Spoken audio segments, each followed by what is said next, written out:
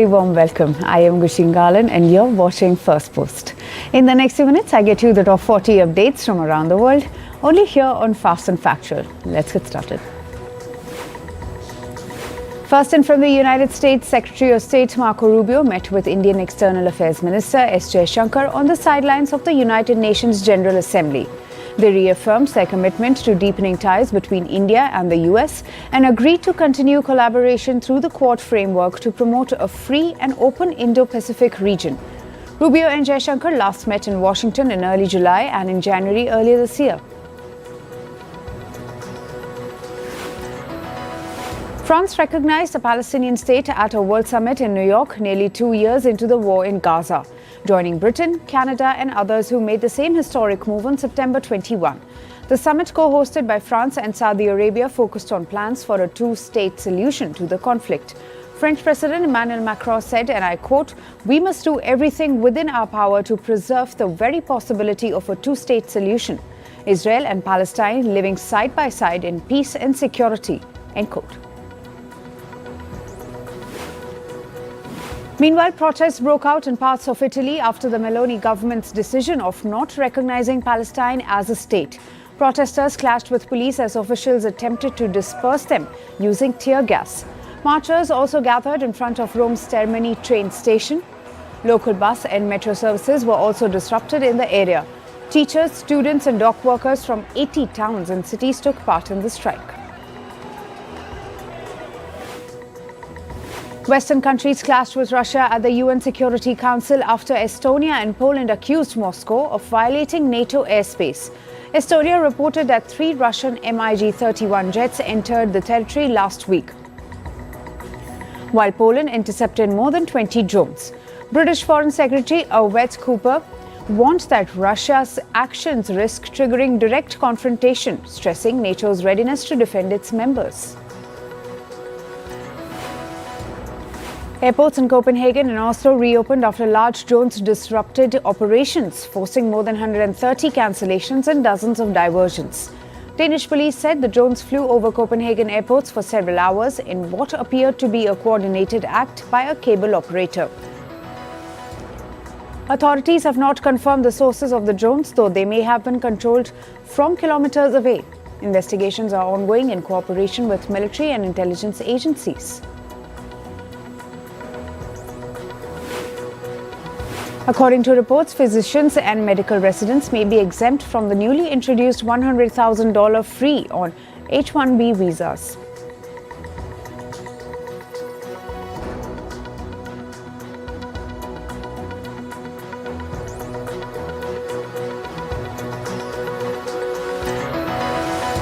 The reports came after hospitals and medical groups warned that fee could worsen staffing shortages. This is after Trump proclaimed on September 19 that the US will be imposing a fee and restrict entry of some non-immigrant workers. Trump claimed that taking Tylenol during pregnancy is linked to autism.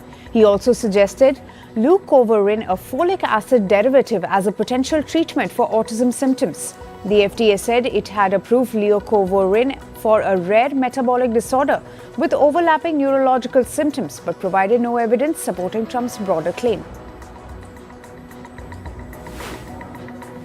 Indonesia and the European Union signed the Comprehensive Economic Partnership Agreement after nearly a decade of negotiations.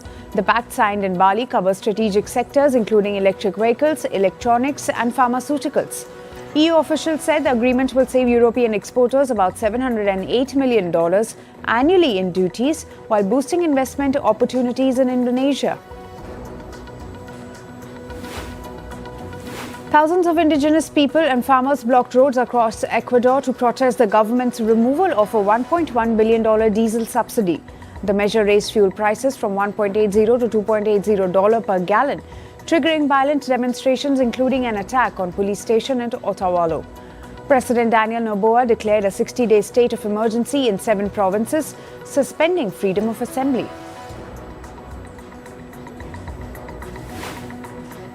And Sri Lanka's Supreme Court sentenced immigration chief Harsha Ilupitya to 2 years in prison for contempt after he ignored orders to cancel a controversial visa outsourcing contract. The deal signed under the previous Rajapaksa-led administration replaced a $1 local visa service with a foreign consortium charging $25. The ruling comes amid President Anura Kumar Dissanayike's renewed anti-corruption drive. On to climate news now. We begin with India. Torrential rainfall caused severe waterlogging across Kolkata and nearby suburbs, disrupting preparations for the upcoming Durga Puja festival. According to reports, at least 5 people have died. The India Meteorological Department warned of heavy to very heavy rain in several southern districts of West Bengal until September 27. More showers are expected around September 25. After slamming the Philippines with deadly winds, floods and landslides, Super Typhoon Ragasa is now barreling towards southern China. Millions are bracing for impact as Hong Kong, Macau and Guangdong shut schools and businesses in precaution. In China's manufacturing heartland of Shenzhen, some 400,000 residents are being evacuated. Heavy rainfall triggered severe flooding and landslides across Italy, affecting areas in Milan, Como and Cabiet. Firefighters evacuated residents, rescued stranded motorists and cleared blocked rail lines. In Como, streets were inundated, cars submerged and provincial routes closed due to mudslides. Authorities also evacuated a school after the Seveso River overflowed, while concerns grew over the Lambro River. Parts of upstate New York were hit by heavy rain and storms. The National Weather Service said unsettled conditions would persist into the next day, with strong gusty winds posing the primary threat.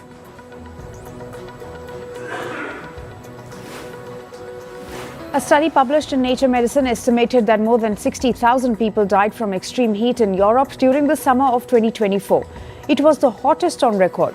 Researchers from the Barcelona Institute for Global Health analyzed mortality data across 32 countries, highlighting the urgent need for heatwave alert systems. The toll was 25% higher than in 2023, but below 2022's record levels. Moving on to some business and tech news now. Asian stocks experienced a slight increase following Wall Street's record-breaking rally, fueled by renewed optimism in big tech, particularly Nvidia's investment in OpenAI. Gauges in Australia and South Korea rose while equity index futures for Hong Kong were flat. Markets in Japan were closed on account of a public holiday.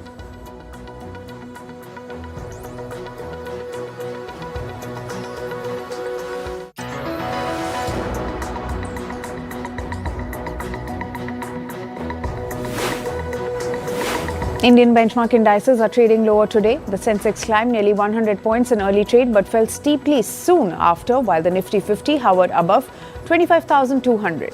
Broader indices also struggled to find traction during early trade as pockets of profit booking introduced early volatility.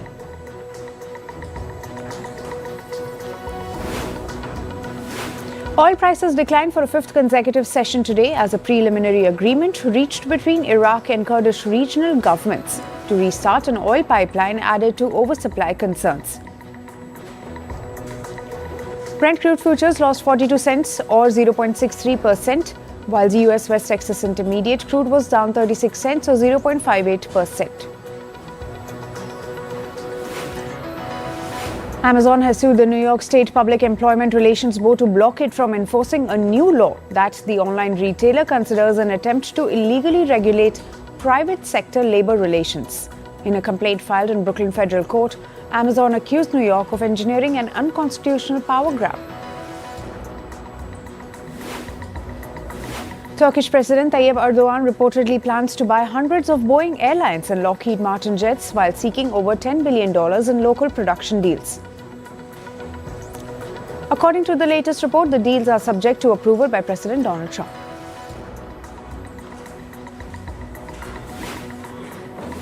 President Trump said that Uzbekistan Airways has signed a deal with Boeing for over $8 billion, in which Uzbekistan Airways plans to acquire up to 22 Boeing 787 Dreamliners.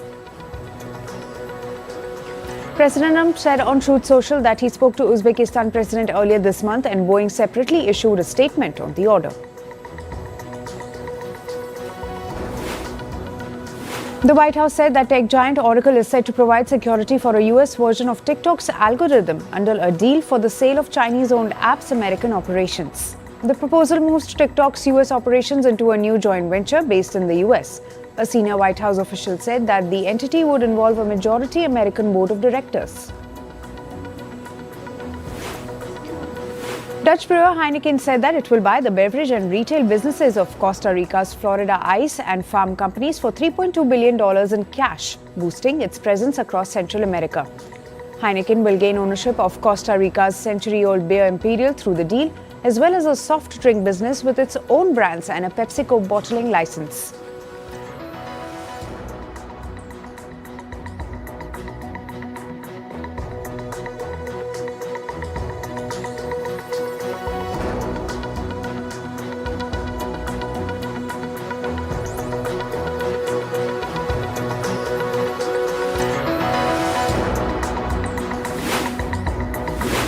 NVIDIA plans to invest up to $100 billion in OpenAI as the artificial intelligence lab sets out to build hundreds of billions of dollars in data centers based around the chipmaker's AI processors.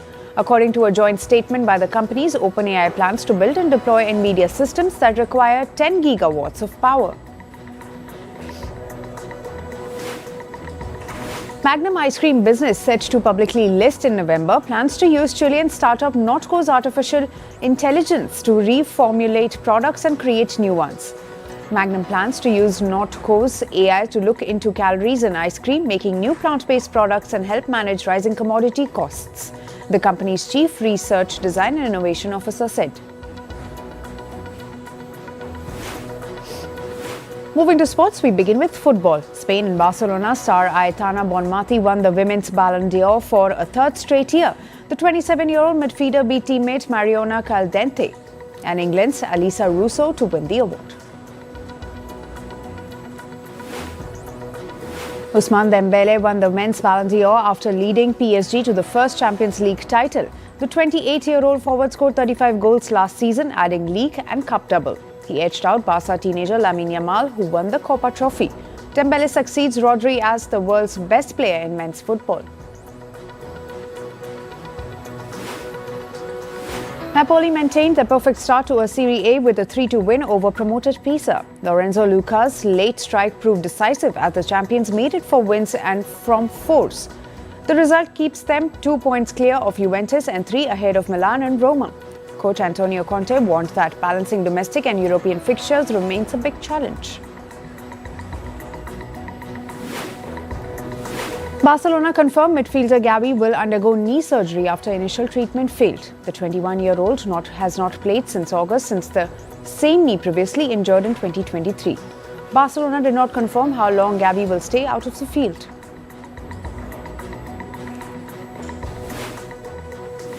Manchester City captain Bernardo Silva has slammed fixture makers for lacking respect and fairness. City played Arsenal just 66 hours after their Champions League win over Napoli, while Arsenal enjoyed 2 extra days of rest. Silva said the quick turnaround left City drained and cost them victory, calling the situation not fair and not right for players or fans. In cricket, South Africa's injured captain Themba Bavuma will miss next month's Test series in Pakistan. Aiden Markram will lead the Proteas in his absence. Meanwhile, wicketkeeper Quinton de Kock makes a surprise return for the white ball games 2 years after retiring from ODIs. In Formula One, Christian Horner has officially left Red Bull after agreeing a huge payoff reportedly worth over $100 million. The 51-year-old led the team to 8 drivers and 6 constructor titles. He was sacked in July after 19 years in charge. Red Bull thanked him for his exceptional work. Horner called his tenure an honor and a privilege. He is free to return to Formula One as early as next year. In rugby, Newcastle have signed Wales fullback Liam Williams on a 1-year deal. The 34-year-old joins after leaving Saracens, having been sidelined since January due to a knee injury. Williams, a 93-cap international and British Lions Test player, brings experience to a team that finished bottom for 3 straight seasons. The move comes weeks after Red Bull completed a takeover of the club. In badminton, HS Pranoy will lead India's challenge at the Korea Open. The World Championship bronze medalist is seeking consistency after runs of early exits. 22-year-old Ayush Shetty, the only Indian with a BWF title this year, also headlines the event. Men's doubles pair Satvik Sairaj, Raniki Reddy and Chirag Shetty skipped the event after reaching back-to-back finals in Hong Kong and China. In gymnastics, former Italy gymnasts coach Emanuela Maccarani will stand trial next year on charges of athlete abuse. The long-time rhythmic gymnastics boss is accused of bullying minors after former stars said they quit the sport over her harsh methods. Maccarani, who led Italy to world and Olympic success, was sacked last year. Her trial is set to begin in February next year.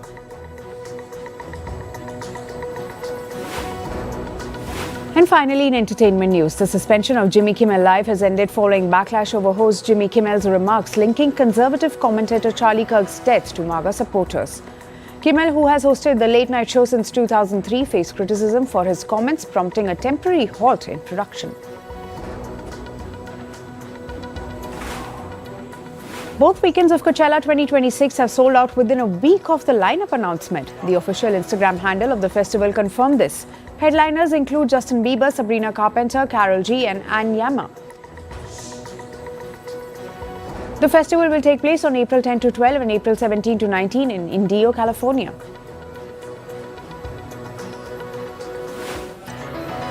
Lucasfilm unveiled the first trailer for the Mandalorian and Grogu and starring Pedro Pascal. The film, featuring new characters played by Sigourney Weaver and Jeremy Allen White, is set for release on May 22, 2026. MTV has cancelled its long-running reality series Catfish, the TV show, which investigated online relationship deceptions. The show, hosted by Nev Schulman and ran for 9 seasons and inspired several international spin-offs. Producers may seek a new platform for the series.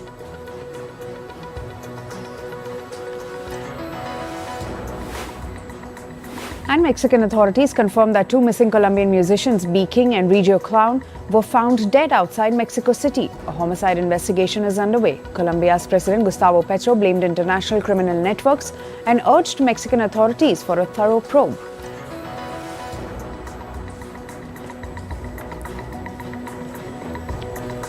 That's all for today. Thank you for joining us. I am Gushin Galan and we'll see you right back here tomorrow. Until then, stay informed and stay tuned to Firstpost.